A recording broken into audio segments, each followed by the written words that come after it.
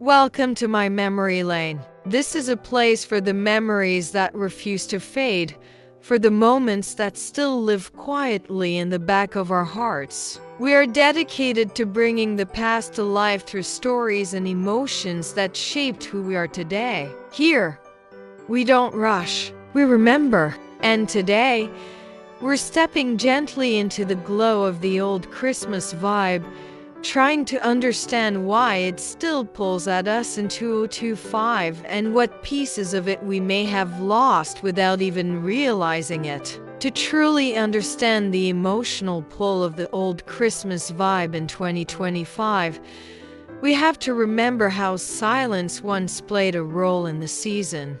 Christmas didn't shout at us. It didn't flash on screens or buzz in our pockets. It arrived slowly, almost shyly. You felt it in the air, and the way the cold seemed heavier, and the way evenings got quieter. Then one day, it happened. The Sears wish book arrived. That thick catalog wasn't just mail, it was a promise. Children sat cross-legged on the floor, turning pages carefully, circling toys with pens until the paper bent and creased. There was no instant purchase, no reward at the tap of a finger. There was longing, there was imagination, there was waiting. In the 80s and 90s, we weren't good at getting things fast, but we were incredible at dreaming. And that waiting made Christmas morning feel like light breaking through a long, dark winter. Christmas back then wasn't clean or curated, it was lived in.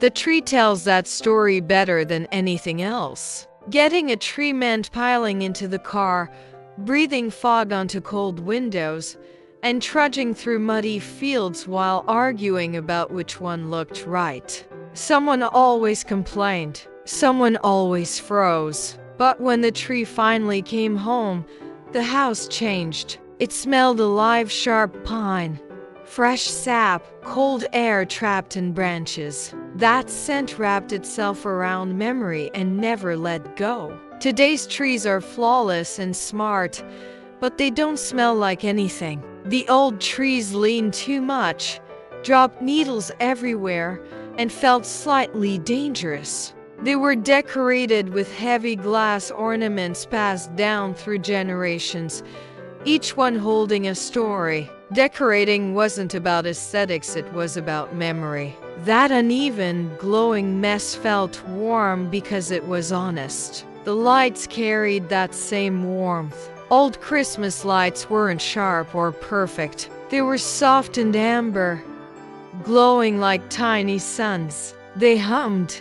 They heated the branches. You could hear them, feel them, almost trust them too much. Outside, neighborhoods weren't synchronized or competitive. Every house told its own story. Some had lights hanging crooked. Some had none at all. Nearly every street had a plastic Santa that had yellowed with age, still smiling through the years. Today's displays are stunning, but they feel like performances. Back then, a single light in the window meant someone was home.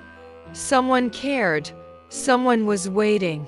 Communication during Christmas once carried real weight. Writing cards wasn't quick or easy. The kitchen table filled with envelopes, stamps, and lists of names written in careful handwriting. You had to stop and think about people you hadn't seen in months or years. You tried to say something meaningful in just a few lines. When cards arrived, they mattered. You felt the paper. You recognized the handwriting. They went on the mantle, the walls, the door frames. By mid-December, your home felt surrounded by people, even if they weren't physically there. Today, we post once and move on. We trade depth for speed. The connection is still there, but it feels thinner, quieter, easier to miss. The music of Christmas also asked us to slow down. You didn't have endless playlists. You had a few records,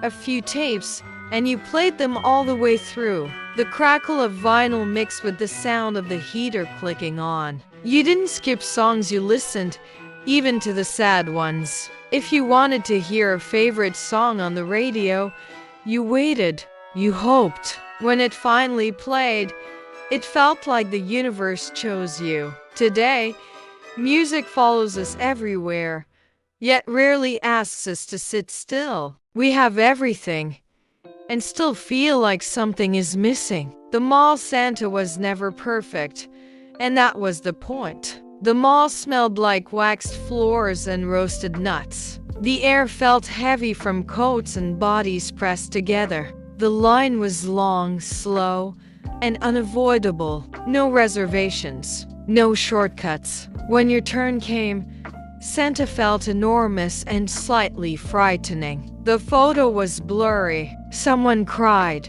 and that picture lived on the fridge for years. Today's Santa is polished, digital, and convenient. But something about the shared waiting, the awkwardness, and the reality has disappeared.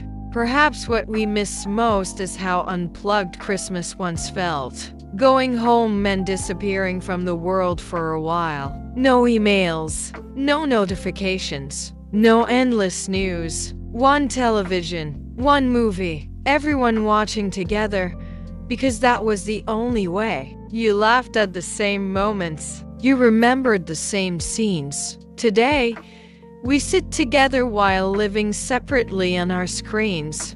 The old Christmas felt unified, loud, imperfect, real. That's why nostalgia is so powerful in 2025. We're exhausted by perfection, tired of minimalism that feels cold. We crave color, texture, and effort. Bubble lights, tinsel, ceramic trees, they remind us of warmth, not trends. We're starting to realize that the inconveniences were the magic. The effort was love.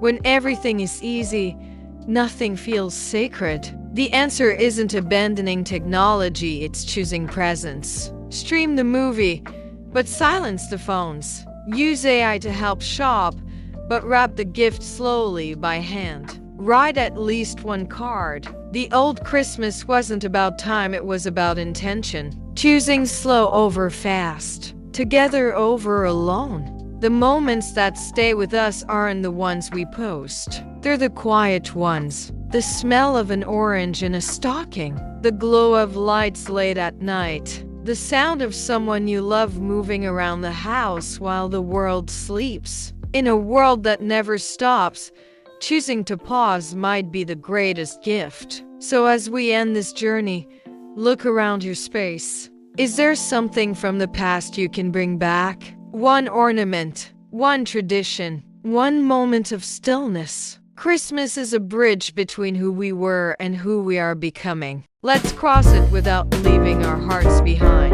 Because Christmas was never about the unboxing, it was about being there.